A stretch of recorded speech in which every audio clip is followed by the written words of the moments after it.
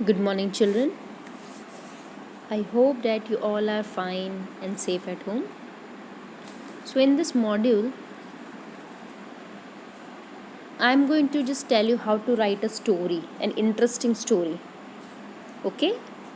So, story writing is an art that requires a lot of communication skills and imagination. First of all, it requires the art of narrating things in an interesting way. You will be given visual or verbal clues. You have to develop the story based on the clues. You have to develop it on the same theme as intended by the clues. You can't go against the stated theme. That means one clue will be given to you. Maybe the entire plot of the story might be given to you, or the beginning sentence or the line might be given to you. Okay, or one visual, one picture might be given to you. Based on that you have to write a story. Okay, so the story writing question can come in three forms. Number first, one picture, one visual will be given, or clues can be given. First, the clue can be given of the entire plot, means the entire story will be given in the hints, or just the beginning will be given and the rest of the story you have to create in your own way. I think it's understood to you. Silent features of a good story. Basically, developing and writing a good story needs that art of narration. So you must have the good art how to narrate it very well.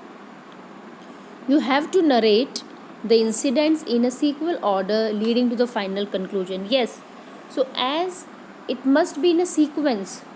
For example, if we just take the very simple story, you might have all heard that one farmer had four sons, okay, and they all were very lazy, and how he just taught them the lesson of unity.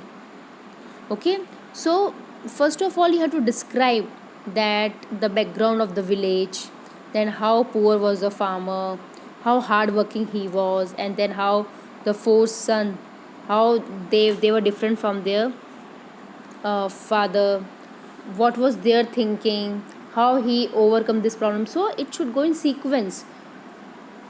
Students should follow the basic theme as expounded means explained by the input or the introductory lines.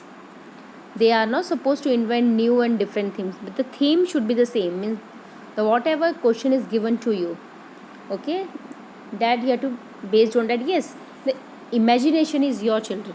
Just I will give you the beginning or introductory lines or the clue, but the rest of the thing you should be very much imaginative.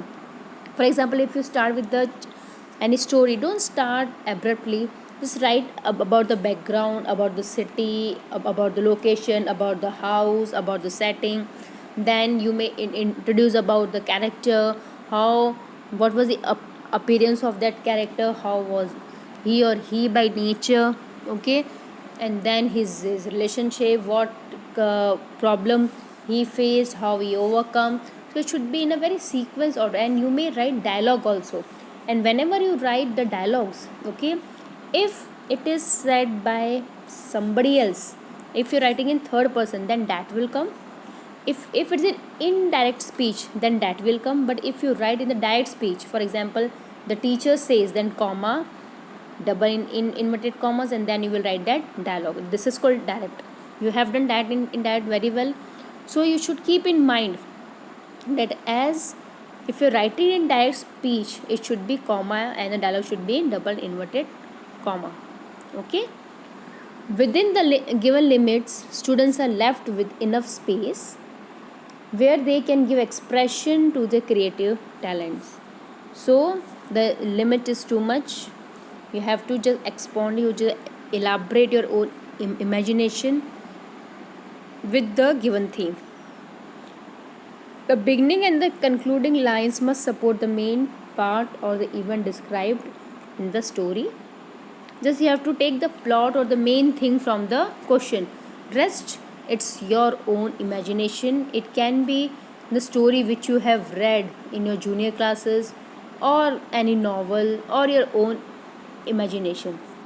Confine your narration to 150 to 200 words as per the guidelines laid down by the CBSE.